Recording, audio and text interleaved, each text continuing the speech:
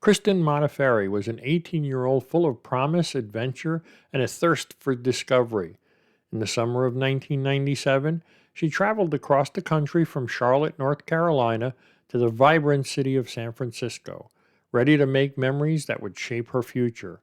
But instead of a story of growth and exploration, Kristen's journey became one of the most haunting and unsolved mysteries in recent history.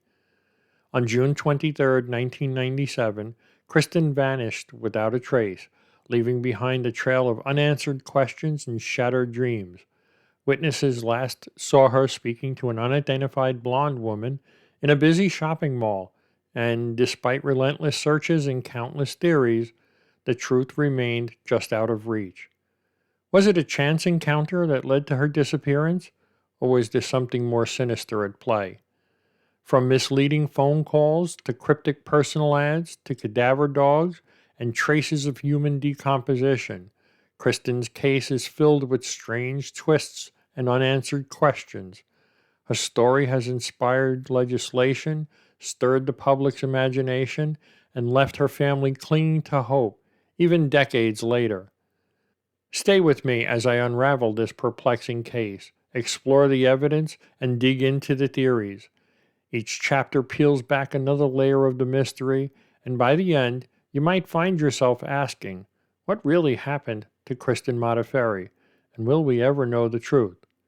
Join me for another exciting ride through the odd and mysterious here at Odd Mystery Stories. Kristen Modafferi was no ordinary teenager. At just 18 years old, she was known for her sharp intellect, curiosity, and sense of adventure. Growing up in Charlotte, North Carolina, Kristen had always demonstrated a love for learning, which led her to excel in her studies. She was a student at North Carolina State University, majoring in industrial design. As the summer of 1997 approached, she made a decision that would take her far from home and immerse her in a new world of experiences. Eager to broaden her horizons and nurture her passion for photography, Kristen set her sights on San Francisco, a city known for its vibrant arts scene and scenic landscapes. She enrolled in a summer photography course at UC Berkeley, planning to hone her craft while taking in the rich culture of the West Coast. But Kristen wasn't just there for academics. She was ready to explore everything the Bay Area had to offer. She quickly secured part-time jobs to support herself during her stay. One of those jobs was at Spinelli's Coffee in the bustling Crocker Galleria Mall, where she worked morning shifts. The other was at the San Francisco Museum of Modern Art, aligning with her artistic interests. Kristen was diligent and responsible, traits that were evident to her coworkers and roommates alike. In Oakland, she shared a home with several young adults who had advertised for a roommate, and Kristen fit right in. Her days were full of plans, balancing work, her course at UC Berkeley, and moments of exploration throughout the city. It was a time filled with potential, dreams, and youthful excitement. But just as her adventure seemed to be gaining momentum, it was cut short. The promise of her bright future would soon be overshadowed by a disappearance that remains one of San Francisco's most puzzling mysteries. Kristen had everything to look forward to. So what could have happened that changed everything so quickly? What motivated Kristen to choose San Francisco for her summer experience, and did the city she loved somehow hold the answers? June 23, 1997 started out like any typical day for Kristen Modafferi. She reported for her shift at Spinelli's Coffee in the Crocker Galleria Mall, where she was well liked by her colleagues and known for her hard-working nature. Her shift ended at 3 p.m., and she mentioned to her coworkers that she was planning to visit Baker Beach later that day.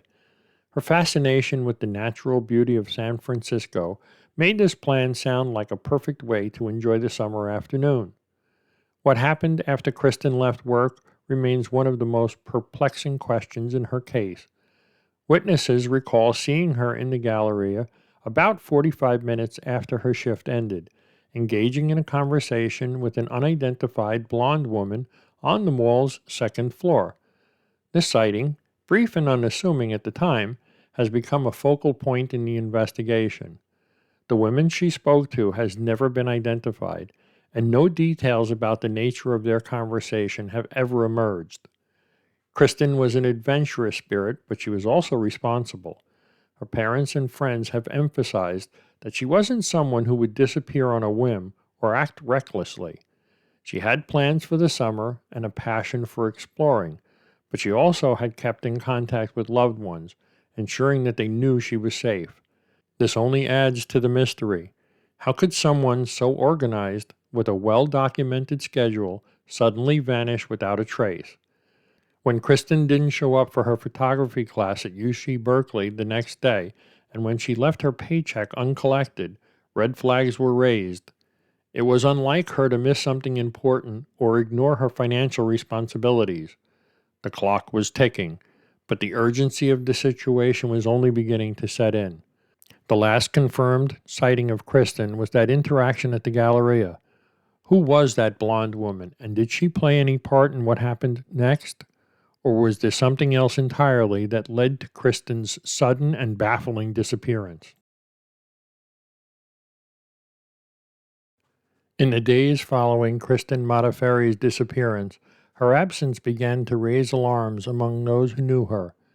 It wasn't just that she hadn't returned to her Oakland residence, it was the fact that she had missed her photography class at UC Berkeley and had left her paycheck unclaimed at Spinelli's Coffee.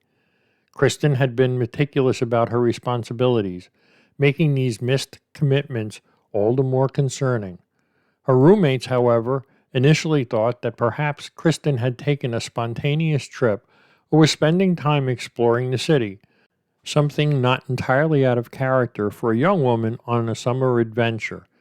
It wasn't until Kristen's father, Bob Modafferi, called her Oakland residence and left a voicemail that the gravity of the situation became apparent. After 3 days of silence and no sign of Kristen, one of her roommates returned Bob's call and informed him that Kristen had been missing. The Modafferi family was plunged into a nightmare that no parent can imagine. Kristen's parents immediately flew across the country to San Francisco to join the search for their daughter. When they arrived, they reported Kristen missing to the San Francisco Police Department on June 27th. Yet, the family soon faced unexpected obstacles. Kristen had just turned 18 a few weeks prior, which meant she was legally considered an adult. As a result, law enforcement treated her case as that of a missing adult rather than a missing child, leading to delays and challenges that no desperate family should have to endure. Despite these hurdles, Kristen's parents were relentless. They reached out to local news outlets, distributed flyers, and organized search parties, doing everything they could to bring attention to Kristen's case. The community began to rally around them, but even with these efforts, crucial early moments in the investigation had slipped away. Why did it take days for Kristen's disappearance to be reported and treated with the urgency it deserved? Could those lost moments have contained vital clues that are now gone forever? As the search for Kristen Modafferi gained momentum, a bizarre twist added even more confusion to an already perplexing case. On July 10, 1997, a few weeks after Kristen went missing, an anonymous tipster called KGO-TV, a local news station in San Francisco, claiming to have crucial information.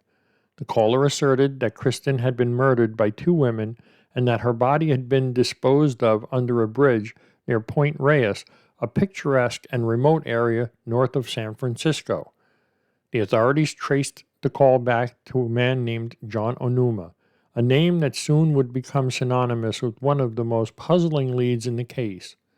Onuma was known to be controlling and had a history of erratic behavior, especially regarding women he felt had wronged his girlfriend. During questioning, Onuma admitted that his tip was a fabrication, an attempt to implicate women he believed had been harassing his girlfriend. The story he told was completely made up, but this admission didn't absolve him from suspicion. His involvement with the case, even in this capacity, raised more questions than it answered.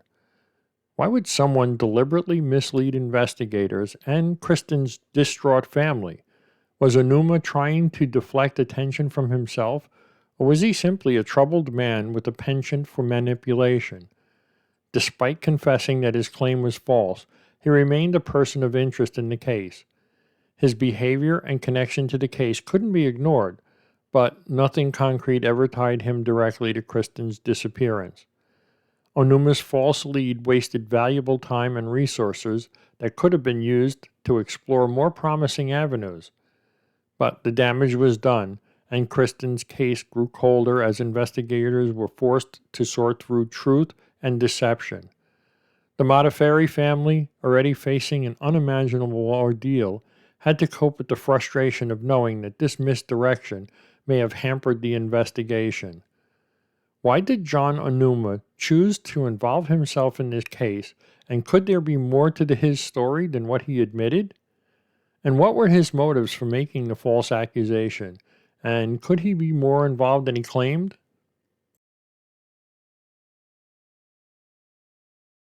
One of the most significant leads in Kristen's case is the blonde woman she was last seen talking to at the Crocker Galleria Mall.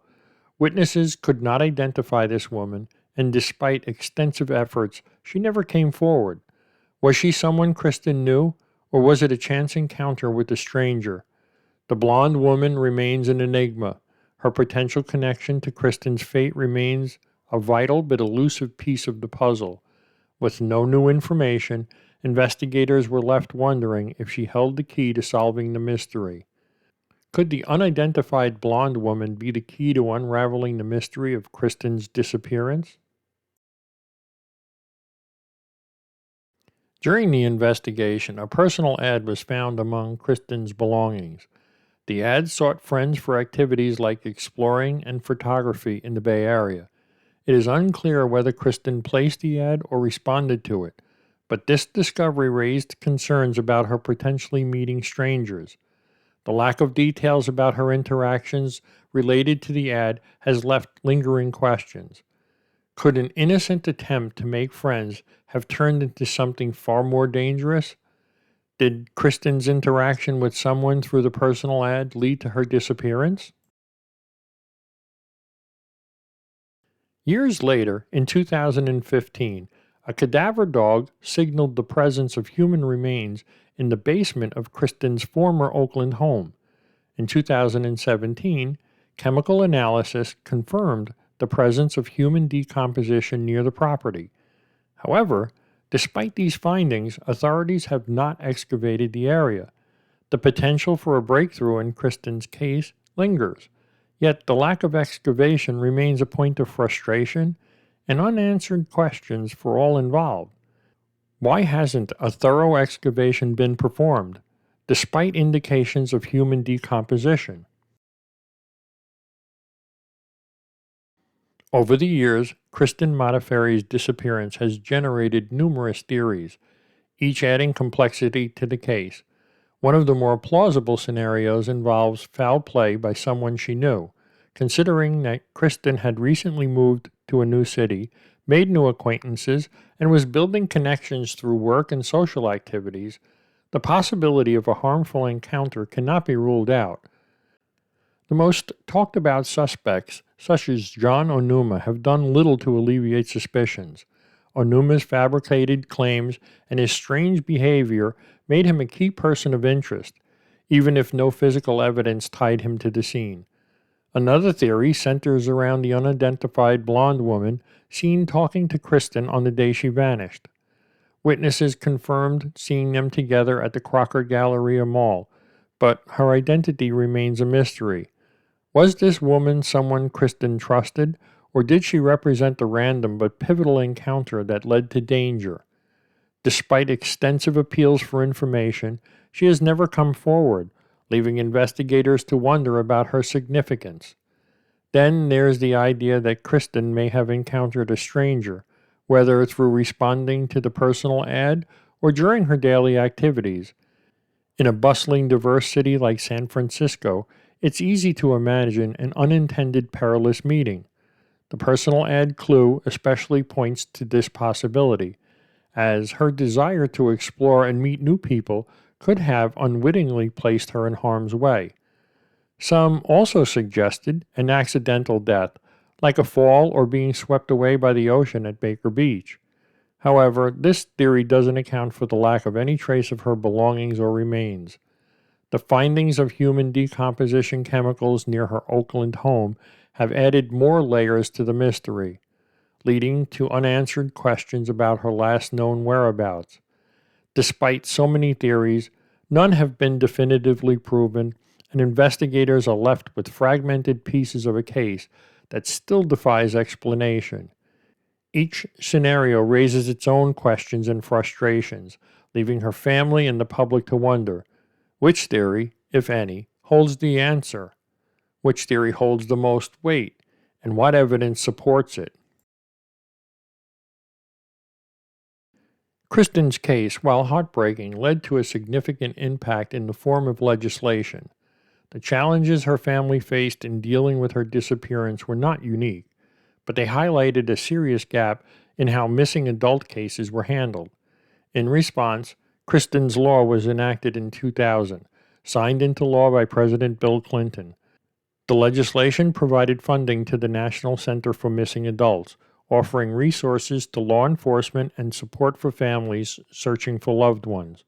The law came about because at the time of Kristen's disappearance, there was a clear disparity between how missing children and missing adults were prioritized.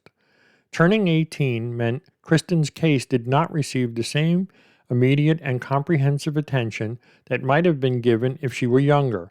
Her parents, Bob and Debbie Modafferi, tirelessly advocated for change, hoping that no other family would have to endure the same obstacles in their search for answers. Kristen's Law had a lasting impact by bringing awareness to the difficulties surrounding adult missing persons cases, but it also serves as a somber reminder of the work still needed. Funding challenges and a lack of nationwide coordination remains issues, and the fight for better resources continues. Yet, the law stands as a testament to the Modafferi family's determination and the legacy of a young woman who inspired change even in the face of tragedy. Despite the years that have passed, Kristen Modafferi's family have never given up hope. Bob and Debbie Modafferi have dedicated themselves to keeping their daughter's memory alive, doing everything possible to find answers. They have spent countless hours advocating for better support systems for missing adults, all while holding on to the hope that someday they will learn what truly happened to Kristen.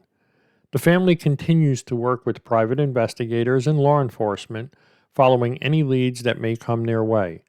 The discovery of human decomposition chemicals near her former Oakland residence offered a glimmer of possibility. Yet, without excavation or concrete evidence, the uncertainty remains. The pain of not knowing is a burden they carry every day, but their love for Kristen carries them to persist. Kristen's disappearance has impacted not only her family, but also the broader community. People from all over continue to share her story, hoping that someone will come forward with new information. The Modafferis remain steadfast, drawing strength from their memories of Kristen and the legacy she left behind, a legacy that continues to push for change and awareness in missing persons cases. Will the Modafferi family ever receive the answers they seek in Kristen's case? Hey, wasn't this a truly sad story about Kristen Modafferi? I hope they get answers one day. Thanks for watching my video. My name is Vince. If you're interested in another story that's similar, you might look up the story of Michaela Bali. Up in the top right-hand corner of your screen, you'll see her story there. Click to find out about her story. Thank you.